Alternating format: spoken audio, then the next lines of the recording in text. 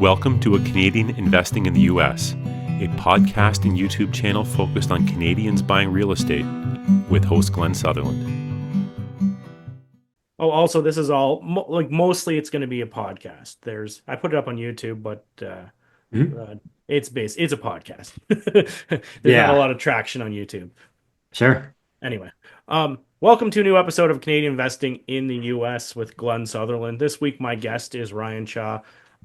Ryan, you want to start off by letting all the listeners know who you are? Maybe tell us a little bit about your story.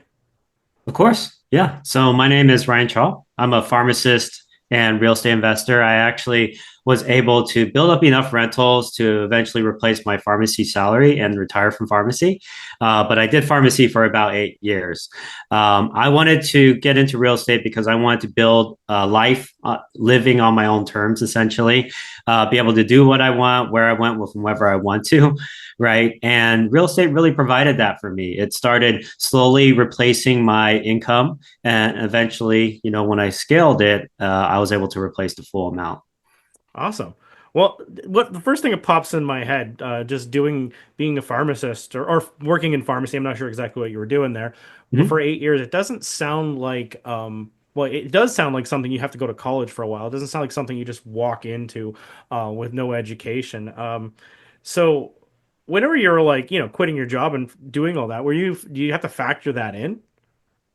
Yeah, definitely. Yeah, I basically calculated out how long it would take to replace my income, and then I said, "Hey, this is the." It turned out to be around 31, and that's when I and eventually replaced my income. Oh, that's awesome. No, it's just one of those things. I'm like, yeah, it just sounds like a profession that honestly is usually at least reasonably well paid, and Yeah. it also like requires some quite a bit of education in order to navigate prescriptions and everything else. Yeah. Oh no. So anyway, that's awesome. Let's just go into this a little bit. How do you do this? Like, I already know your story a little bit, but like for people who don't know, you go into houses, you went into syndication. Did you go into like what kind of strategy did you go about to do this? Because I know it's a little bit different than what a lot of people go down. Oh yeah, definitely. So I specialize in rent by the room. I basically had a friend who did this at my local college where I went to pharmacy school, and he basically lived for free and made cash flow on top of that. He rented out the room to his college buddies and was able to make a good amount of money because the mortgage payment, I would say back then, maybe it was like 1,200. Nowadays, it's maybe more like 1,500 to 2,000 a month. But he was able to rent out each room for $600 or $700 a month. And I decided to copy that Yeah, strategy, and yeah. I do it now, and I rent out for an average of $700 per month.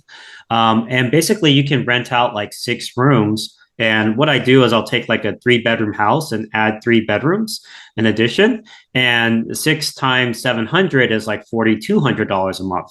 So even if your mortgage payment is like 2,000 a month, you're still making $2,200 a month in cash flow, minus some miscellaneous expenses, of course. But that still leaves you with a good, 1,900 or 2,000 a month in cash flow. Okay. As for like locations, did this have to be in like a college or a university area, or where do you put these things? Yeah, so I typically want to go towards a top college and try to invest nearby that top college. You do have to do your research to figure out what are the areas that students really like to stay in. And typically, I'll just go on to Reddit.com or Reddit, and then I'll look up best places to stay off campus. And then I'll read through that. Oh yeah, people like to stay in Midtown, downtown, or the Heights or whatever. And really doing that research tells me, okay, if I invest in one of these neighborhoods that everyone's talking about, most likely I'm going to get a lot of interest for the student housing. And what's cool about this is I'm able to charge a lot more affordable housing compared to on campus. On campus charges like 1,200 a month, while I'm charging like 600 or 700 a month. So it just makes sense for a lot of students. The other thing to keep in mind is a lot of times college housing, they don't provide on-campus housing for grad students. They provide enough for undergrads, but a lot of times they don't promise housing for grad students because they have just so many undergrads. And so we'll have these colleges that have like 3,000 graduate students that have no place to stay, at least no designated place to stay by the university, and they have to live off campus. Same thing for like a lot of international students. They end up like trying to save money and live off campus. So I get so many people who are interested in this housing, and I've have some of my houses that are booked out already. It's like, January 2025, right? But I'm booked out until August of 2027. Right. Okay. And like with this sort of asset class, do you furnish these or do you have to furnish living rooms? What does that look like?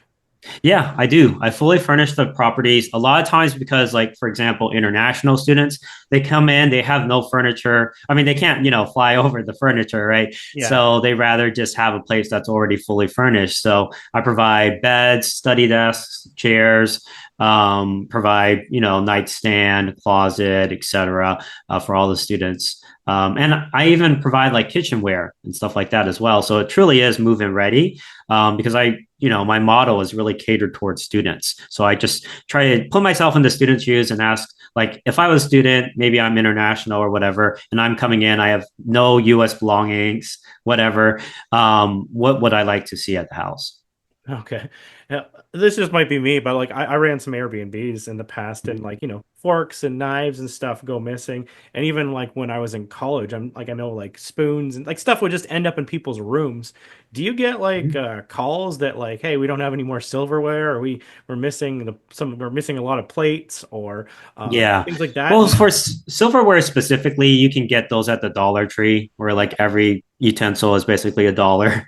Yeah. So that's a really cheap way to, get your kitchenware. Same thing for cups and stuff. They're only like $1 or less for like a set too. So honestly, I just furnish with a lot of, kitchenware so they don't run out. But sometimes you might have one or two things go missing. If it's in the actual bedroom, then you can charge the student their security deposit, obviously. And we make a list of what's actually provided. So they already know, like, hey, this is what we're providing you. And you need to let us know within the first week if anything is missing. Right. And then if there is something that's missing, then the previous tenant potentially could be charged. That makes sense. And like you just mentioned like picking up a fork or like from the Dollar Tree. Does that require you living by nearby in order to be able to No, I usually drop have off my forks? handyman. I usually have my handyman go and pick it up. I have like a grocery shopping list almost, and I have local boots on the ground. I'll send that list to them, and they'll go ahead and pick up all those items. With that being said, to make things easier, I do ship a lot of the furniture straight to the house, and then I have the handyman set it up. But for things like utensils, you can just have them drop by the Dollar Tree to pick it up. It's a lot cheaper. That makes a lot of sense. And it just from I just gathered from what you just said there, I'm guessing you're not using property manager amount management. You're doing that yourself. I have more free content. So if you're interested, I created a PDF guide and a video to go along with the PDF guide to complement it. And what the guide is all about is the 5 most common mistakes that Canadians make when investing in the United States. So if you're interested in this free guide, go to CanadianInvestingInTheUSA.com/mistakes. And let's go back to the podcast. And it's free. Correct. So here's the thing. When I first had, like, I just bought one property a year when I was first starting. Like, I had my own money. I worked my butt off. I worked 2 jobs. I was working 14-hour, 15-hour shifts from like 7:30 a.m. to about 11 p.m. at night. So I just used my own money for all this. So I didn't want to obviously hire property management that was going to take 8 to 12%. I was like, okay, I'm going to do this on my own. So I was able to develop these systems where I was able to do this on my own up to about 6 properties. And those first 6 properties were all in California, and it was relatively close to me. The place I invested in was only an hour and 15-minute drive from me. So I self-managed it while working full-time as a pharmacist. In fact, I was working overtime even at the beginning first 2 or 3 years. But from there, I eventually started expanding further to out of state. And at that point, I started developing a VA system for managing the properties. So I do have people who are boots on the ground, like handyman contractors. I even have this person who was kind of working under a property management company and decided to do her own thing. So she we pay her on a case by case basis. So like we pay her $35 per house tour that you give, for example. But I also have a VA system in the Philippines. Typical pay rate in the Philippines is $5 to $7 an hour, and that's actually very good pay for the cost of living in that area. And if you're paying like $13 or $14 an hour, that's considered six figures in the Philippines. So yeah, we have a full-time VA. I think $7 an hour. I think it's about $1,400 a month or something, or $1,200 a month. But they manage all 15 of the properties, and so they'll do 40 hours a week of marketing, management, customer service, all that type of stuff. That's awesome. And like you just mentioned, California, which made me instantly think about tenancy law. When you're talking about renting by the room, do you fall under the main umbrella of tenancy law, or is it like an Airbnb, or how does that sort of fall in? Yeah, it's definitely not as restrictive as Airbnb. It's kind of a very unique niche. And because of that, there's less competition, there's less regulation. It's like not a whole, why limit the number of students when students have no other place to stay, right? So I actually don't have too much issues in California. When you go out of California, I would say like there are some cities that have you have to be careful about unrelated tenancy laws. There could be some ordinance out there that say you can only have 3 unrelated tenants or 5 unrelated tenants. And for those, you might have to do something like a change of use permit, which I had to do to change the use of the house to a rooming house or boarding house. But that process was super quick, only like 2 or 3 weeks. And then, I got a permit for it, and then it can be a rooming house. So sometimes you have to watch out for that. California, I would say like 90% of the cities in California don't have unrelated occupancy restrictions, but you do have to pay attention to that. And there are ways to, get permitted to be able to do that, just depending on the city. Okay. And even like for like when I was thinking about tenancy law, I was thinking about the ability to raise the rent and the ability to do evictions. Oh, yeah. So those procedures. Yeah. Great question.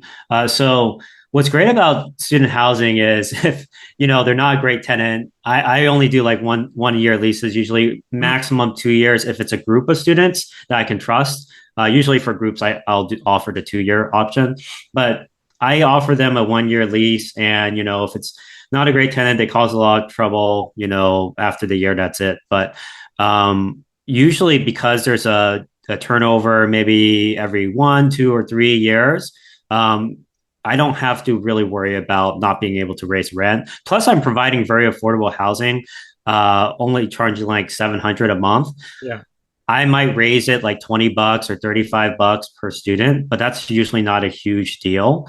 And I'm already making a really good amount of cash flow. So I'm not like dependent on having to raise the rent. That's the good part about this model. Regardless if I raise the rent or not, I'm still making a minimum of $1,500 a month net in cash flow. Yeah. And a lot of times more like $2,000, $2,200 or $2,500 per month. Yeah. Have you had to evict anybody when you were doing this? I have, but it was because I inherited the tenants from the seller. Yeah, and the seller was not willing to give us the house without evicting the tenants or delivering it vacant. Right, they weren't willing to do that.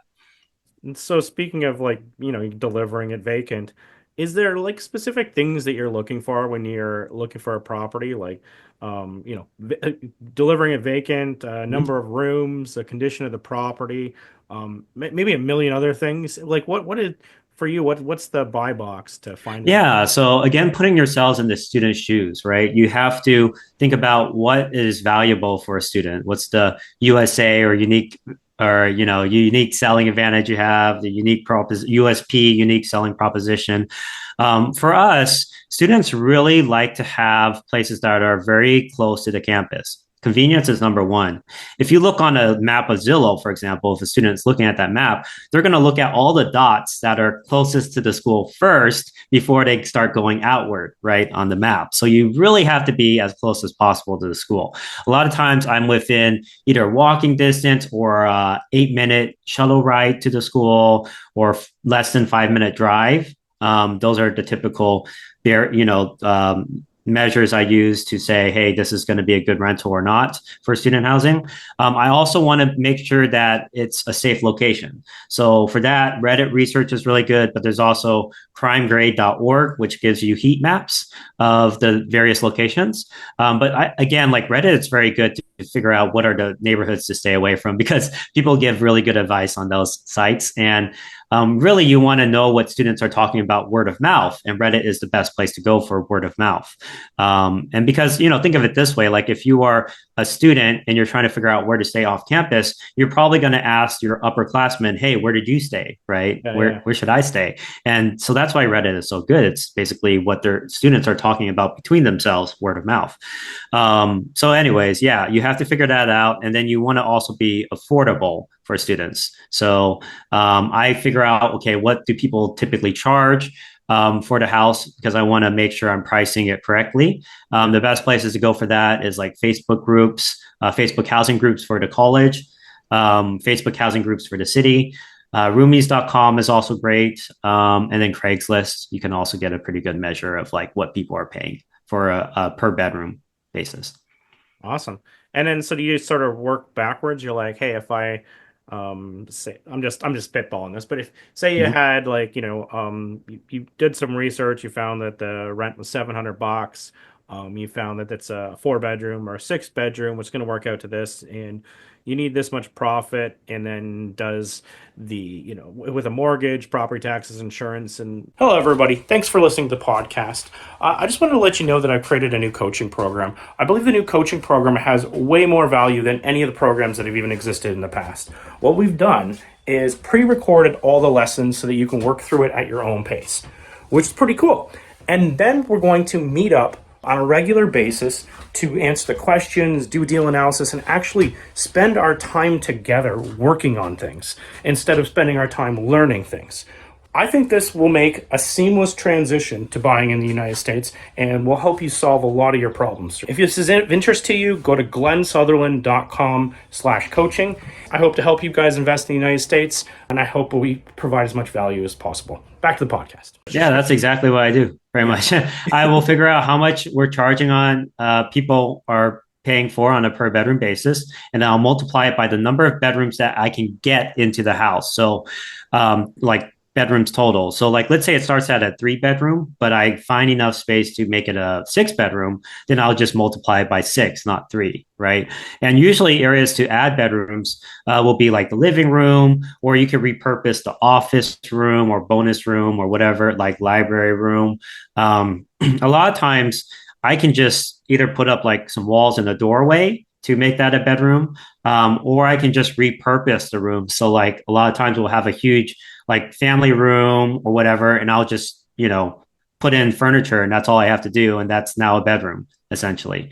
You do have to make sure that there's like a window or an exterior door. That's to meet the egress requirements for a bedroom. And you do have to make sure it's like at least 7 foot by 10 foot in most cases. But I usually aim for like 10 foot by 10 foot because 100 square foot is kind of like a pretty decent, like it's an okay size. It's a little bit smaller. People will pay a little bit less, but like if you can get 10 by 10 or 10 by 12, 10 by 12 is pretty standard, I would say. So I do look for houses that have the ability to add those 10 by 10 or 10 by 12 bedrooms into them. I try to aim for square footage, I would say in general, of 1,500 square foot or more. The reason why is you divide the total square footage by 300, and that'll give you how many bedrooms you're likely able to get into the house. So 1,500 square foot divided by 300, that's like 5 bedrooms for that house. And sometimes it can be more. It just depends on the layout of the house, but I use that as a general rule. So if I'm really looking for a 6 bedroom place, then I'll look for 1,800 square foot or really close to that or more. Okay. And you don't have to answer this one, but where I'm going is if you're building a rooming house, just because I've played with some stuff that's a little bit, unstandard, some mobile homes and other things. And sometimes the financing gets a little tricky when you're, trying to do anything besides the typical rental. Have you found any issues with that? No. So whenever you get financing, whether it's like conventional financing or DSCR financing, they usually use rental comps in the area. So they'll just assume that you're renting out as a whole family. Even if you tell them like I'm renting out per room, they're still going to take the appraisal report that will just be rental comps for the whole, for full family. Even in refinancing alone, I've been able to use the rental income on a per bedroom basis. So by for a conventional loan, you can actually refinance it and use the rental income that you're actually getting. But typically, you want to own it for at least like a year so they see it on your tax returns, right? And then that way they can say, okay, we can use 75% of this or 100% of this to count towards your income in your DTI calculation. The only problem you run into is for DSCR loans, which is more of a commercial type loan. They generally it's a little bit harder to use the student like rent by the room basis model to be approved for a refinance. Now to get the initial loan, it's no problem. Like they'll still use the comps in the area. They don't care whatever you tell them like you're going to use it for. They're just going to go off of their appraisal report. That's great. Wow, you really know your stuff when it comes to like this rent by the room kind of stuff. Was there anything I should have asked you that I kind of was missing? I kind of covered all the points I was kind of thinking as I wrote this down as you were talking. Uh, no, I think you covered most of it. I would just encourage everyone, like this is one of the best ways to get started in real estate because you can just buy a single family home, create those bedrooms. Creating bedrooms is only like 1,500 to 2,500 for putting up those walls and the doorway. They're usually pretty simple to create. And a lot of times, again, houses might already have a bonus room or office room, and that all you have to do at that point is put in furniture. So it's a very great way to get started and make at least 1,500 a month in cash flow at least like net. And a lot of times in some markets you can make 2,000 a month, 2,500 per month in cash flow. And so I would say like if you're just getting started in real estate investing in the US, it's one of the best ways to get started because the US has so many colleges. I would say every state has like 100 colleges on average. um, yeah, like if you add them all up, it's at least like 100 colleges. And a lot of times I might invest near like a college that has like medical programs like MD, PharmD, which is pharmacy, DDS, which is dentistry, MBA, JD, which is law. So I really want to be at these colleges where these students are going to be staying for several years and they're going to be really focused on their studies. And it's just a really good tenant base to have. And like you asked me about evictions, I never had to evict a student. Like I said, I inherited other types of tenants from previous landlords, but evicting a student is very, very, very rare. And what's great is a lot of times it's the parents paying the rent. So no parent's going to stop paying rent for their kid and say, okay, well, I guess my kid's going to get evicted. I don't care, right? Like parents take care of their children, right? Plus, the students also have a lot of financial aid programs. They also have student loans that they can take to pay for room and board. So if they're able to pay for tuition, they're usually, they have a portion of that also goes towards paying their rent. Oh, that's great. Uh, Ryan, if people wanted to find out about your company, wanted to connect with you, how do they find you? Yeah, so I have a free PDF guide that's at www.newbierealestateinvesting.com/guide.